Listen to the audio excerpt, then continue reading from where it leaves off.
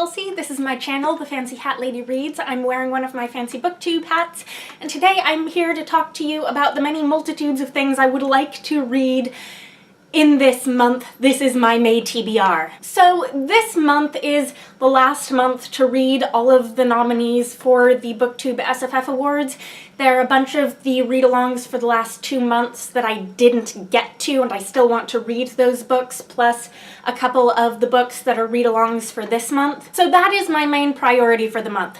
However, there are 2 books that I'm currently reading that are carrying over. I am actually currently reading more than 2 books, but because this is going to be such an ambitious reading month for me in terms of all of the things I want to get read, I'm allowing myself to put several of the things that I'm currently working on aside for later. The 2 things that I want to finish up right at the beginning of the month here, though, are number 1, Kalpa Imperial by Angélica Gorodischer, which was the group read last month in April for the Lady Vaults book club, which I will link the Goodreads group for down below. I'm enjoying the writing style of this, but I'm finding it very slow for me to get through.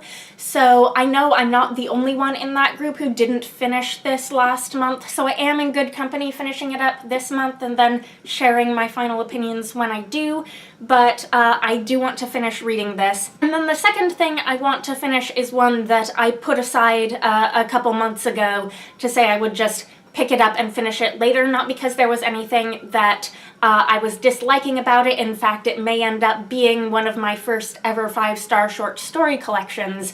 I am liking it just that much. But because my reading priorities changed and then other things came up and got in my way, and that is Snow White Learns Witchcraft by Theodora Goss, which I have a NetGalley arc of. And so if I can get this read and reviewed, I can actually sort of be back on the bandwagon of finishing and reviewing some of the old NetGalley things that I have back from, you know, before New Year's. And then I can feel like I can allow myself to start requesting new things, which I haven't been doing this calendar year. So with those 2 things in progress, my next priority is things for the Booktube SFF Awards. These are all of the books that I would kind of like to read that are Booktube SFF Award nominated, and I don't think I'll get to all of them, but I have some sort of ranked priorities within these. So my first priorities are going to be the books that I own as opposed to the ones I have out from the library. So I have Circe by Madeline Miller, which is the book in the fantasy category that I am most interested in reading. So far, I haven't read any of the nominated fantasy books. And then The Calculating Stars by Mary Robinette Kowal, which is in the science fiction category. These 2 were March read-alongs that I totally missed out on by 2 months now, but I want to try to get them both in by the end of the award period. The Calculating Stars is also a Hugo nominee, so that's another reason that this one is a high priority for me. Another one that's also a Hugo nominee that I own that is a read-along this month is Trail of Lightning by Rebecca Roanhoarse, which is nominated in the debut category for the Booktube SFF Awards. So those are the 3 that I own that those are my top 3 priority books to read this month. And then of the books that I have from the library, which are these 3, my highest priority is Wundersmith, The Calling of Morrigan Crow, which is the sequel to Nevermore. I found Nevermore last year to just be a wonderfully escapist read. It was very quick, very fun for me, and I would like that sort of reading experience in my life right now, so I think this one's going to be really good. And then the other 2 I have, I've mentioned these before. I was like, I don't know if I'll get to these this month, and I still don't know if I'll get to these this month either, but Skyward by Brandon Sanderson, which is nominated in the young adult category, and Foundryside by Robert Jackson Bennett. I wouldn't be averse to reading either of these, but they're both starts to series that I don't know if I want to get invested in right now, given how many other ongoing series I'm reading. But if I read Skyward, I would have read all of the young adult nominees, which appeals. And also, I kind of have a hankering for YA. It's been going down really easily recently, and I haven't been putting much of it on my TBRs. And then Foundryside would be the second fantasy book that I'm interested in at all. So if I wanted to have read more than one book in the fantasy category, this would have to be it. I am not interested in Red Sister and Grey Sister.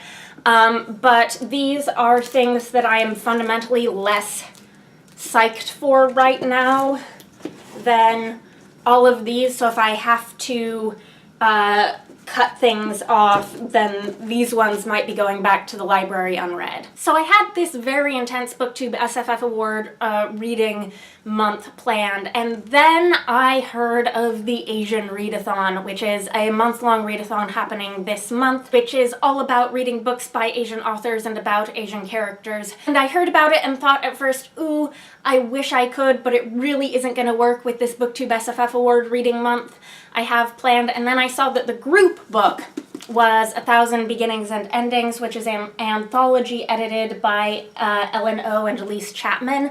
And I recently bought a copy of this, and I am very excited to read it. And apparently you can convince me to participate in your readathon by having a group book that's something that I really, really want to read. It's like everyone else on Booktube is about to be reading this book, and I've been excited about it for a very long time, and I don't want to be the last person to read it. Yeah. The stories in this anthology are all retellings of Asian myths and legends. It is so up my alley, and I want to read it with everyone else while everyone else is reading it. So I will be participating in the Asian Readathon. I will at least be trying.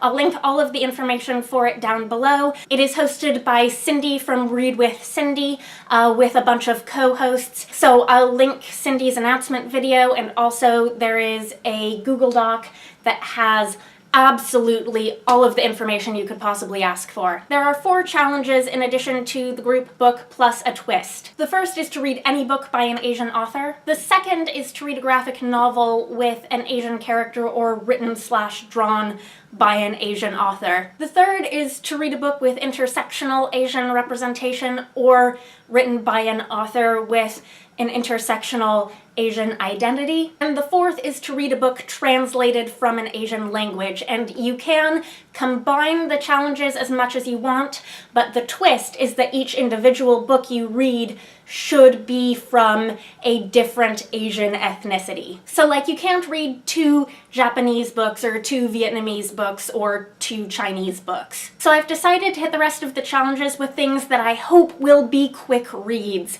because again, I am swamped with things I want to read this month. So I'm going to plan on hitting both the graphic and translated work categories with some manga. I have a couple of short volumes of manga I could read that I own, but I also have this out from the library, which is the first omnibus edition of Cardcaptor Sakura by Clamp. And there's a story as to why I have this out from the library.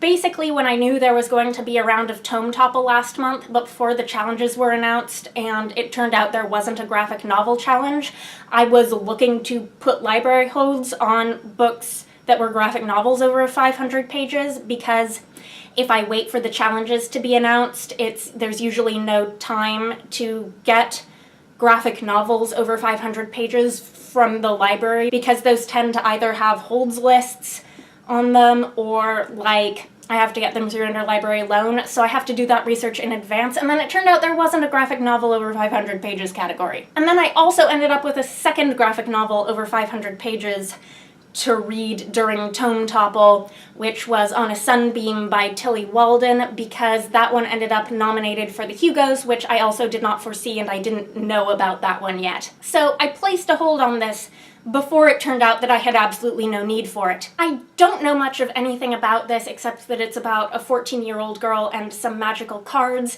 I see Clamp's manga recommended a lot when I go on the internet just like looking for manga recommendations, but it's been hard for me to figure out what the reading order of their series is supposed to be, because a bunch of their different series all sort of relate to each other.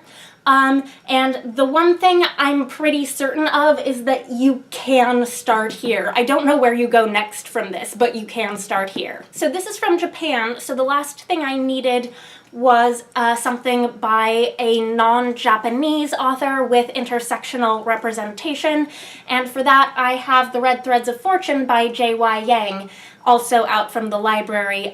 This I was reminded I needed to read when I did my Own Voices Booktube SFF Babbles recommendation, and I talked about the first book in the series, and oh, how far I am behind. I need to catch up on these. J.Y. Yang is a non-binary Singaporean author. These are Asian-inspired silk punk fantasy in a world where people are non-binary until they get old enough to choose their genders. I had this out from the library at the end of last year, but then I had to return all of my library books to be out of town sort of indefinitely for a while.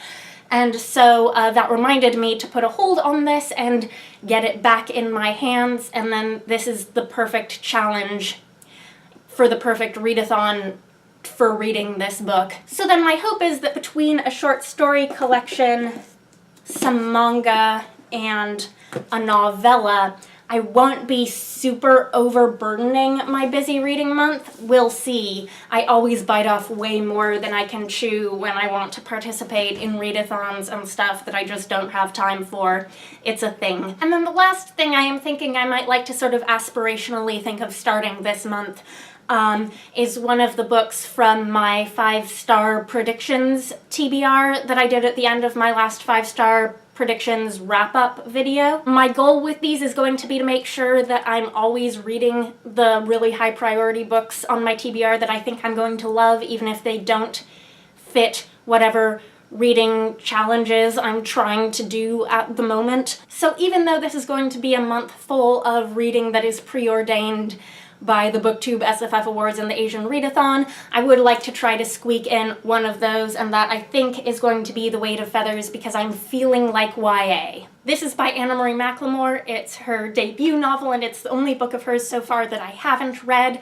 I have given all 3 of her subsequent novels 5 stars. So there, that's it. That's what I'm hoping to read this month. Let me know if you're still reading along for the Booktube SFF Awards, or if you're participating in the Asian Readathon. Let me know what you think of any of these books. I hope you're having a nice day. That is all. Bye for now.